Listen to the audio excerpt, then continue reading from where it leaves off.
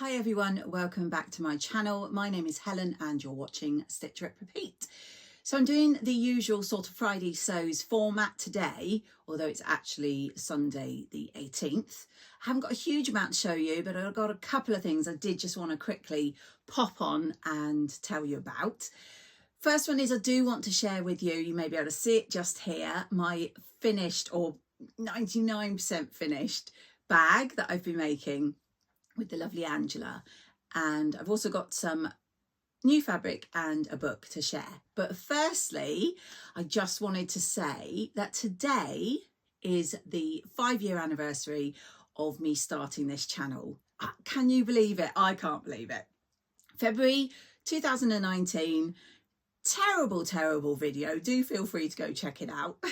But yeah, it got me up and running, and now look where we are 5 years later. So I just wanted to say a massive thank you, really, because I wouldn't still be doing this and enjoying doing this if it wasn't for all you lovely viewers out there who constantly watch, like and comment on my videos. So yeah, a big thank you, and I'm celebrating 5 years with you today by doing this video.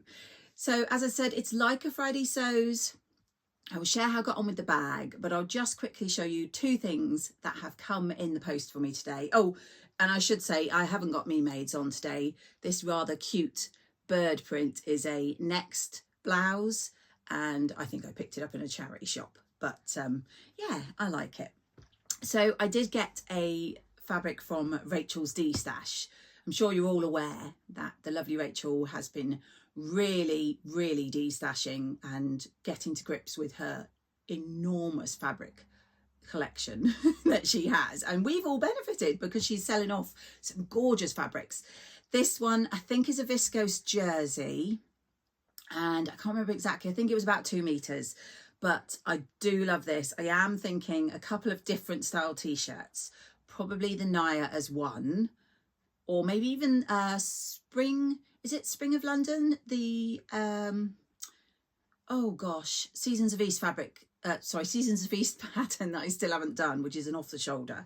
But it's this gorgeous tie-dye, bright fuchsia in the white fabric. And I love it. I just think a couple of sloppy t-shirts in this fabric will fit right in to my wardrobe. I love the bright pink. So I did pick that up from Rachel, even though I keep telling myself I have to de-stash, not buy more, because as you know, I have quite a substantial collection myself.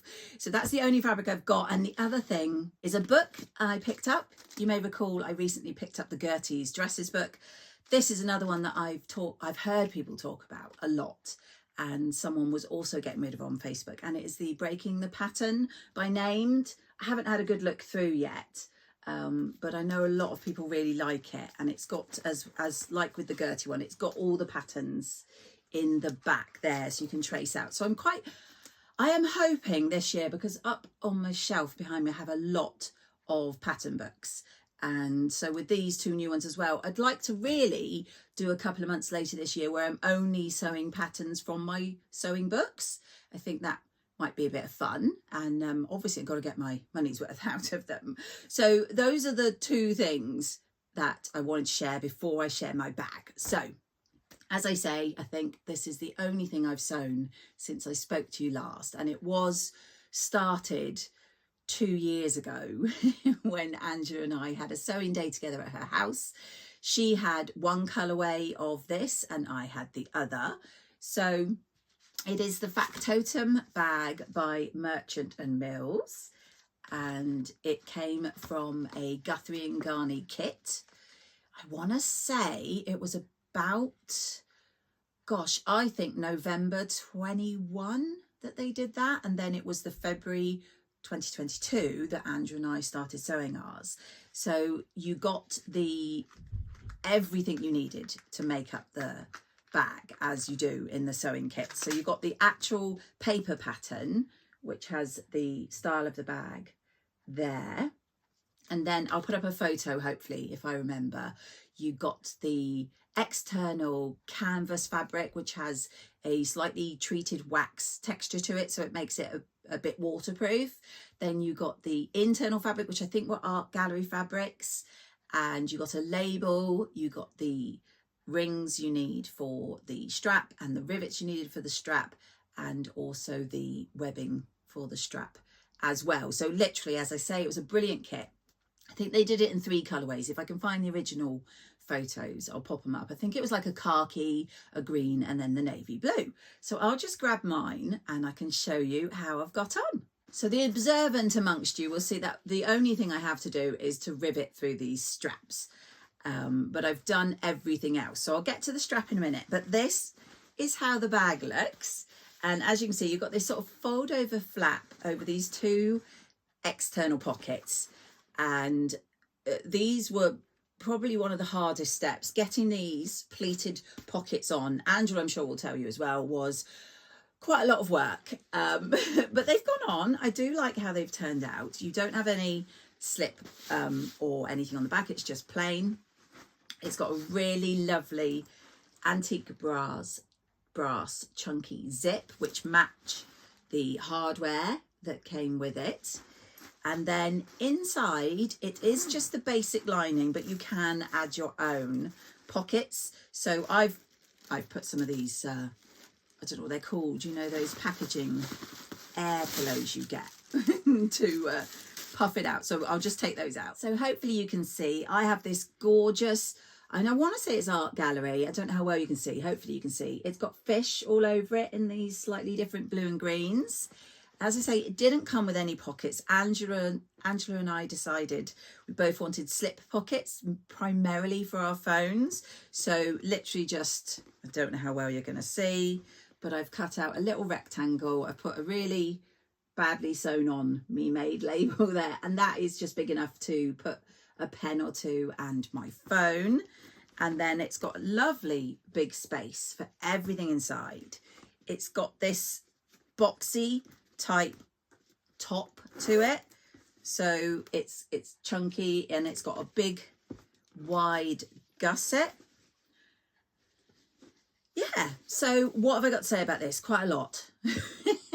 So firstly, the instructions from Merchant and Mills leave a lot to be desired. So I do think if you were just going off the instructions, it says it's intermediate, but I think it's not the best instructions, and Andrew and I struggled. However, lovely Lauren at Guthrie and Ghani does a hints and tips video, and that is basically what we used to sew this up. And that was brilliant. I mean, that literally saved us from getting very annoyed with this bag. So this bag should definitely have one of the Kylie and the machine labels inside that I think says made with love and swear words, because that would be very apt. I don't think I'll be making it again. I do love how it turned out, and I hope to use it a lot, but it was quite, yeah, it was quite a difficult make. Just the instructions didn't help. And certain bits of it, like sewing the gusset in correctly and getting the corners just right, it was not the easiest. And I've made bags before, but I do love how it turned out. And I did notice that the Umbrian sewist on her channel just under a year ago made the bag, and she didn't buy it from Guthrie and Ghani, but she did buy the video. Apparently you can go onto the website and buy it for, I think, £5. And she was the same as us. She said that is the only way she managed to sew it. She also pointed out something, which is why I haven't done the strap. I will link everyone that I talk about. So Guthrie Ghani and the pattern and the Umbrian sewist. Everything is always in my description if you want to go and check it out. It is meant to be a crossbody bag, and I'll pop in a photo. The Umbrian sewist said the same thing, I think. When it's crossbody, it sits quite high. It feels like it's not far down from my armpit, so I'm still undecided. This is the length of the webbing that came with it, and I've folded it how they said, and you should rib it through. Now, I'll probably take some photos after to show, but when you put it crossbody, it just sits a little high, and I'm still not 100% sure if I want to do that. I think if it's this length, it's better just over the shoulder.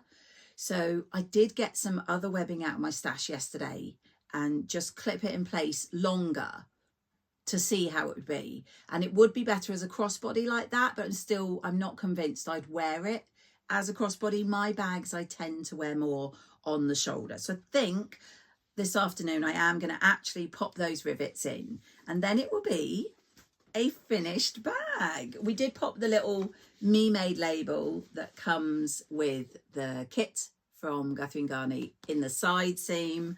And yeah, I'm really glad that Andrew and I finally got these finished, because it is a lovely bag, but sewing together and with the video was the only way I was ever going to get this finished. So I'm really happy with how it turned out.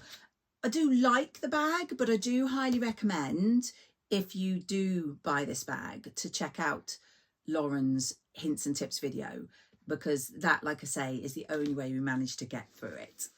So that is all I've sewn up for you today. Obviously, you know I have plans with all the stuff I talked about in my previous video, and I will be flicking through the books and coming up with some ideas. So it's not a very long one for me today, but I just wanted to A, mention it's my YouTube channel birthday, and B, show the gorgeous bag, because I do really like it. I just won't be sewing one again anytime soon. So I'm going to love you and leave you there. I do hope you're managing to get some sewing or something sewing related done. And I'll catch you all in my next video.